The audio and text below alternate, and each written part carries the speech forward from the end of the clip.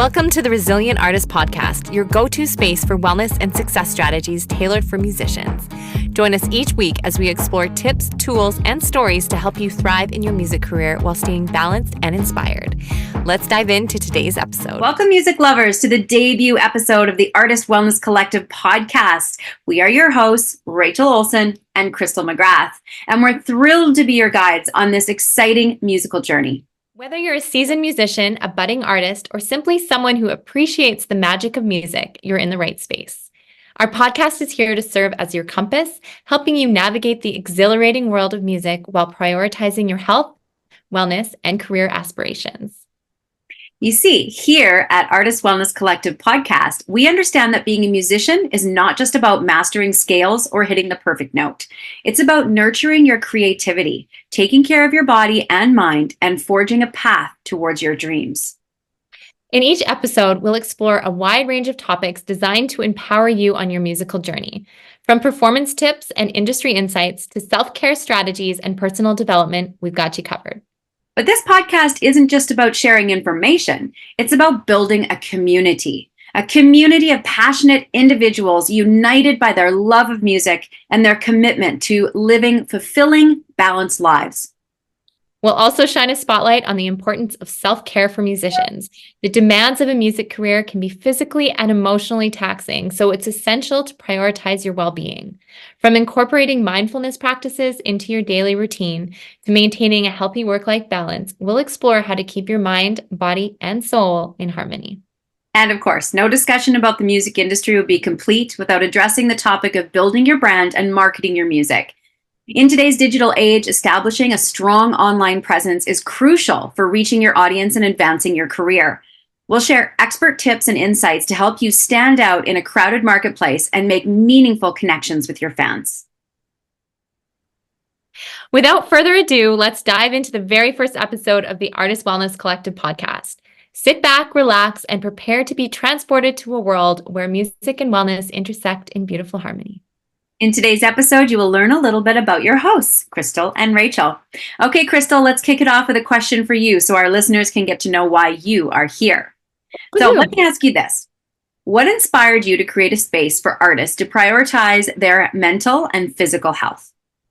Yeah, that's a great question. As an artist, taking care of myself is physically and mentally has been one of the best things I can do for me to go out, be on stage, plan tours, plan marketing strategies, record music, write music, do all the things, be my own accountant where I'm wearing all the hats. If I don't take care of myself, I can't do any of those things. And I've had many periods in my life where I've worked myself, burned the candle on both ends to burnout. And I've experienced burnout more than once. And, we shouldn't experience it at all, but it happens to all of us. I mean, Rachel, I'm sure you've experienced burnout as well in your working history. It's a very common thing that comes up for everyone and just in general. But as a musician, I feel like it happens so much more often because there's so many things that need to get done. So at the end of the day, I realized a few years ago, I need to figure out what I can do to take care of myself and make that a habit, make that a routine so that I can show up as the very best version of me in everything I do. And being a musician is just one of those avenues. And once I started practicing different routines, I took so many different courses over the past 15 years on nutritional health coaching, yoga training, personal training, basically anything that has to do with wellness, I dove into to try to better myself. And now that I had all these tools in my toolbox, I started thinking, well, how can I start to share this with other people? Because it's really worked for me. It's really helped keep things balanced. It's helped, allow me to wake up every day without feeling anxiety and stress and burnout, and just overcoming those things really helped put together this package so that I can share it with the world. And yeah, so a couple of years ago, just to get back to the question, was I decided to create the Artist Wellness Collective. It was just called Artist Wellness at first, and then just recently we teamed up and we can chat more about that later. But the whole idea was just to take the things that I've learned as an artist and as a health professional and merge those things together to share it with everybody that I can because it's really important stuff. It's not just something that should be taken lightly. It's how your health is your happiness and your joy. So health is number one. Absolutely. I love that. And I think whether you're an artist, whether you're a mom, whether you're a business person, no matter what it is, I think taking care of yourself first is the key to that ultimate success. I mean, really, what does the saying say? I mean, health is wealth, right? Yeah, totally. Totally. And it's just too easy to get caught up in that cycle of not taking care of yourself because you're so busy taking care of everything externally and then you're not winning. That's right. So let's learn the tools that we can all use to succeed. Mhm. And then on that note, how do you see music and wellness intersecting? And what's the importance of Artist Wellness Collective to you?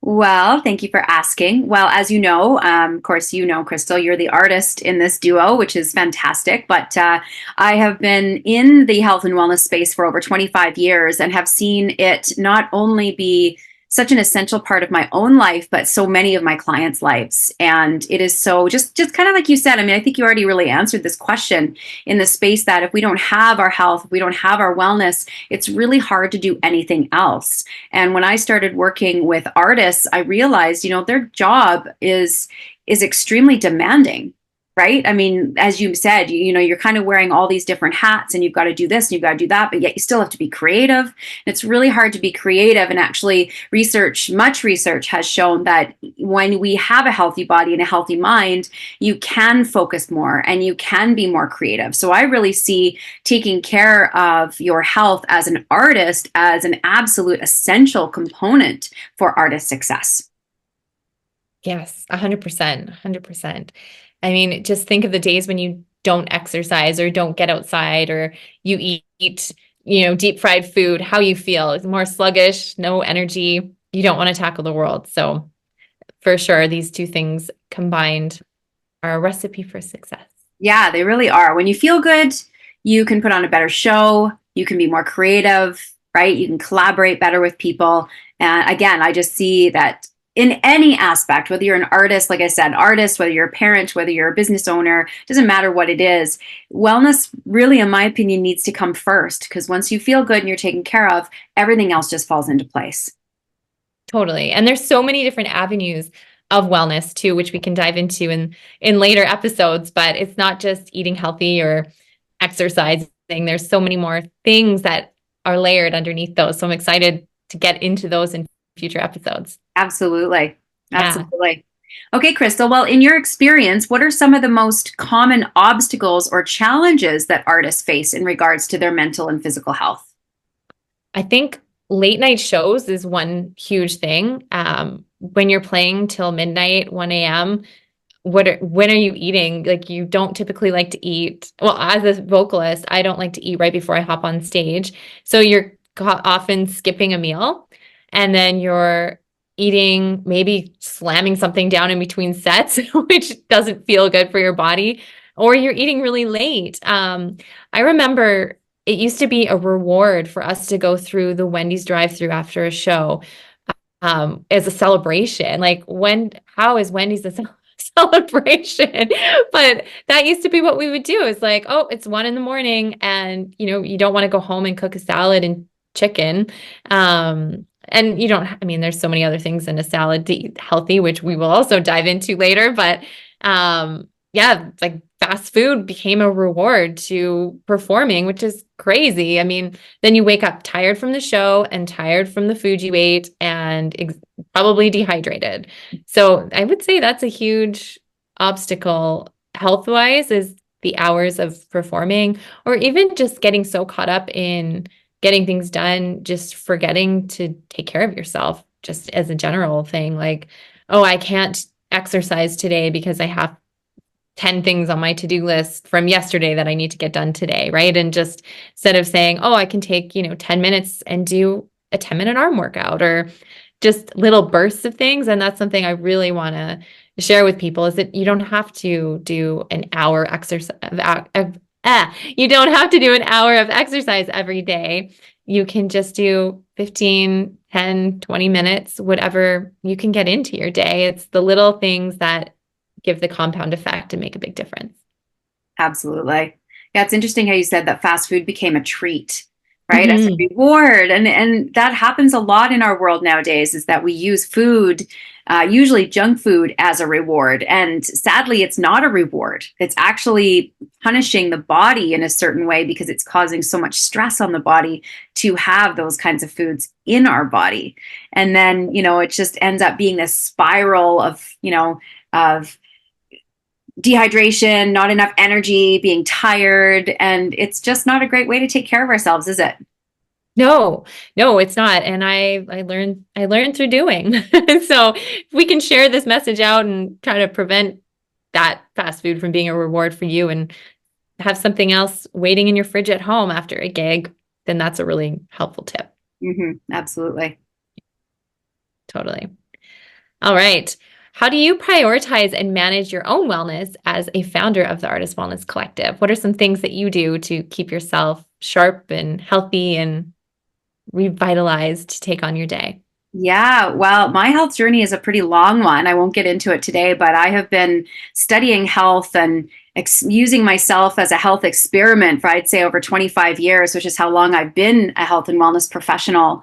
And I studied nutrition many, many, many years ago, about 25 years ago, and started to learn what foods made me feel great and what foods didn't make me feel great. And, I'm not saying that I'm perfect by any means, and I don't advocate perfection either. But I do advocate listening to the body. So a couple of things that I make sure that I do is, first of all, I always start my day off right. I always make sure I start my day off with water, preferably lemon water, with a little pinch of sea salt in it. I am a big advocate for drinking water. And I know that for me, if I don't drink enough water, I don't feel great. I am sluggish, I'm tired, I'm cranky.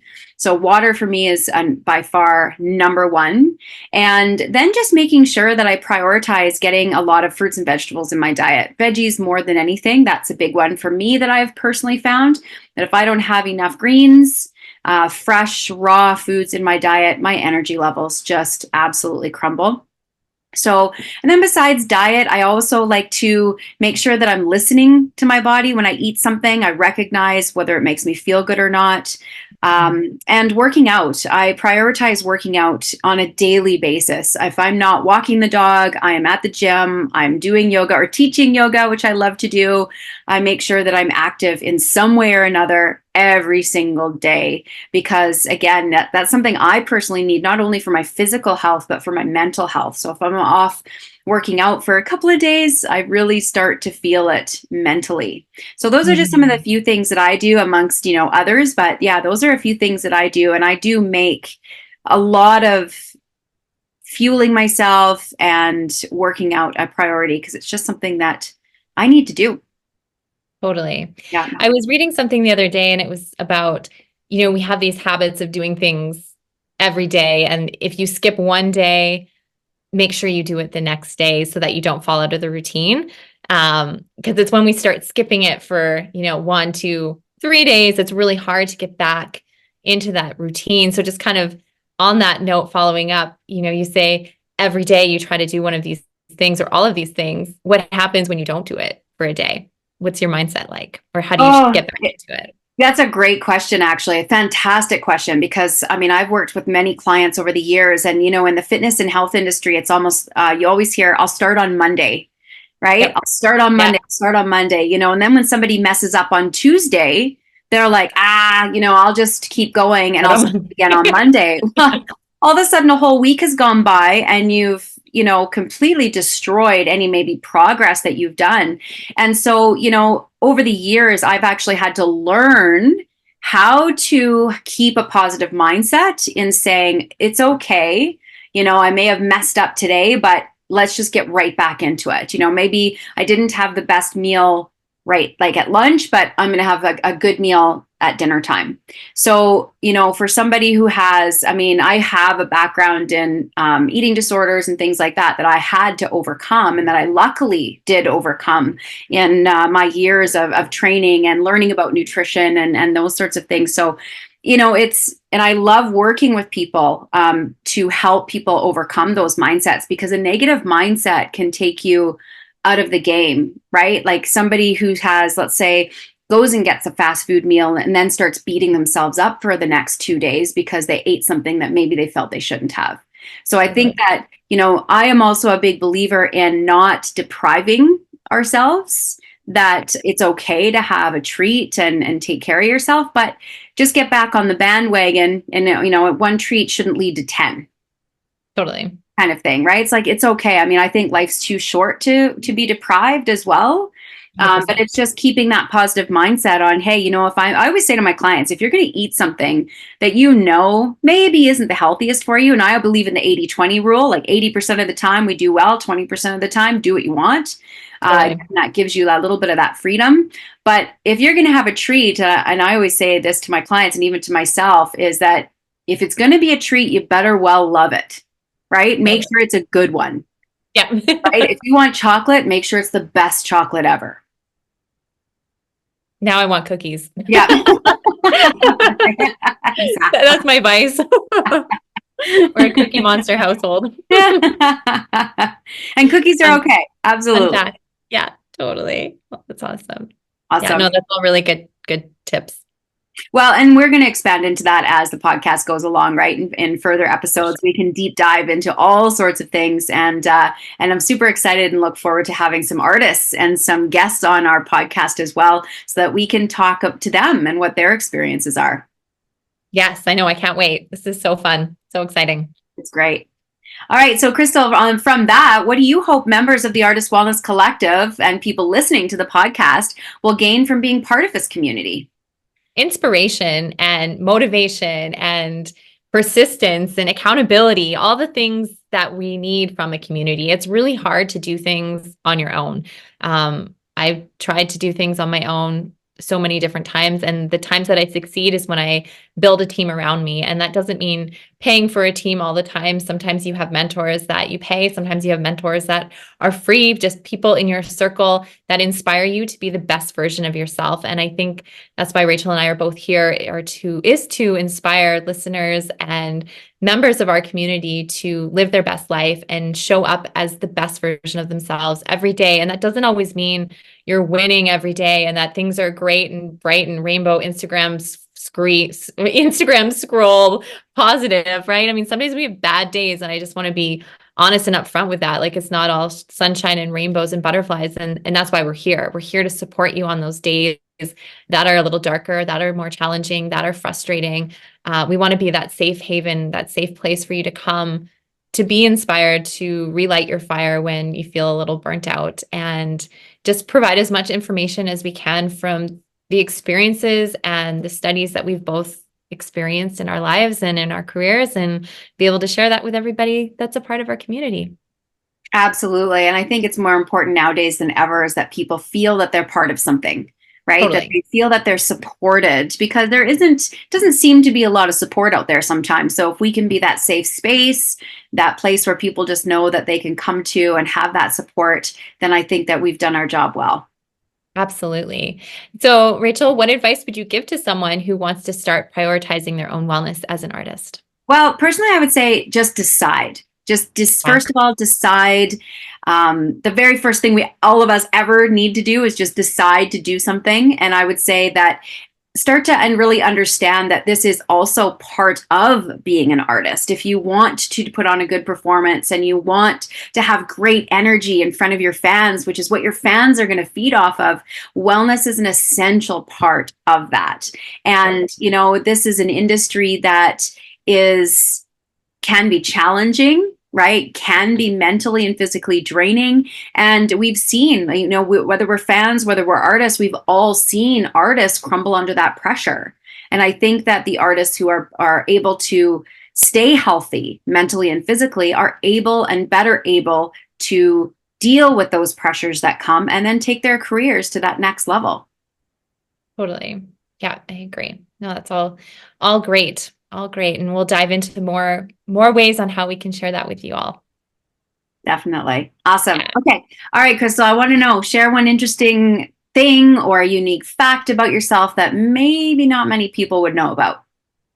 Well, I mean, there's so many different things. I think I'm going to keep it let's throw it back to where I started with my drive and focus. I was a competitive gymnast and I was going to go to the Olympics. That was my goal. And then I broke both my feet and tore muscles in my hips and my neck and my arms. So that's why I started singing. I had to switch from being a gymnast to a singer, and I'm so glad that that happened because singing has been much more of a lucrative life and and much safer than doing crazy flips all over the place. Definitely. That's a random throwback fact. How about you, Rachel? What's something unique about your world? Well, unique. I mean, I think people see me nowadays as I've stepped into more of a business role, which is, which I love. But just so for the people who don't know me, I mean, I have a background in a little bit. I mean, my dad was a grade 12 Royal Conservatory pianist. I got to grade 4 and then gave it up. Sadly, I really wish I would have kept up with it. Played a little guitar, sing a lot. I love to sing karaoke style, basically. Right. I Your think go-to karaoke song. what's that? What's your go-to karaoke song? Oh, Gunpowder and Lead by Miranda Lambert. Yeah, good Yeah, one. it's such a fun Love her. song. Yeah, so my mom will try to get me up into her open mic every once in a while. So yeah, a little bit of that. So I am musical. I just really prefer to help and support musicians rather than being on front and center on the stage. Well, that's awesome. I mean, you can do a little bit of both. Exactly. That's awesome. Well, this is kind of the first episode, and we are so happy to be here and to share all of our wealth of information with you. And with that, we've reached the end of our first episode. I hope you have found inspiration, motivation, and perhaps a new perspective on how to navigate the exciting world of music and wellness. Remember, your journey is just beginning, and we can't wait to continue this adventure with you. Thanks for tuning in to the Resilient Artist Podcast. If you've enjoyed today's episode, be sure to follow, like, and share this podcast with your fellow musicians. Your support helps us grow and reach more artists just like you. Don't forget to subscribe so you never miss an episode, and leave us a review to let us know what you think. Ready to take your wellness journey to the next level? Join the Artist Wellness Collective at www.artistwellnesscollective.com for more resources, community, and support designed to help musicians thrive. Until next time, keep creating and living your best artistic life.